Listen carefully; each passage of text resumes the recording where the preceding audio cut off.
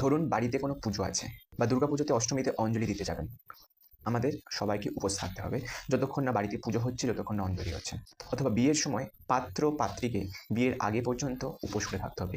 কোনো শুভ অনুষ্ঠান হওয়ার আগেও আমরা উপোস করে থাকি। আমরা যে উপোস করছি তার উপকারিতা সায়েন্টিস্টরাও বলেছেন এবং একজন সায়েন্টিস্ট তার জন্য নোবেল প্রাইজও পেয়েছেন। আমরা যখন উপোস করি বা ফাস্টিং করি, আমাদের দেহের মধ্যে যে মৃত সেলগুলো আছে সেগুলো অটোফ্যাজের মাধ্যমে দেহে থেকে বাইরে বেরিয়ে যায়। তার ফলে নতুন কোষ বা সেলের সৃষ্টি হয়। তার প্রমাণ আমরা শাস্ত্রেও পাই যে ফাস্টিং করার বা উপোস করার কি মাহাত্ম্য আছে।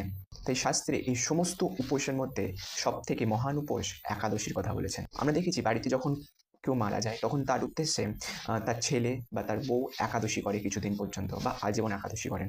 তো একাদশী তারা করেন কেন? একাদশী করেন নিশ্চয়ই কোনো কারণ আছে। শাস্ত্রে বলা হচ্ছে ব্রহ্মহত্যাদি পাপানাং কথাঞ্চি নিষ্কৃতি ভাবে একাদশান্তয় ভুঙ্ক্তে নিষ্কৃতি নাস্তি কুচিত।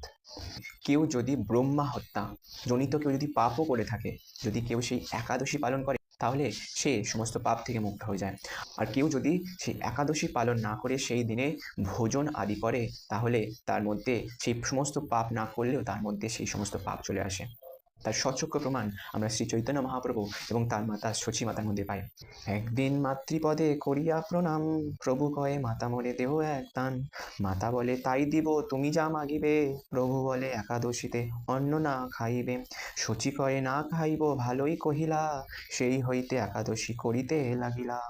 যেখানে চৈতন্য মহাপ্রভু শচী মাতাকে স্বয়ং অনুগ্রহ করেছেন যাতে দয়া করে তিনিও যাতে একাদশী করেন এবং তারপর থেকে শচী মাতাও সে একাদশী ব্রত পালন করেন। তাই আমাদের সবার উচিত ভক্তি সহকারে ভগবানের খুশির জন্য এই একাদশী পালন করা, যাতে আমরা ভগবত প্রেম লাভ করতে পারি।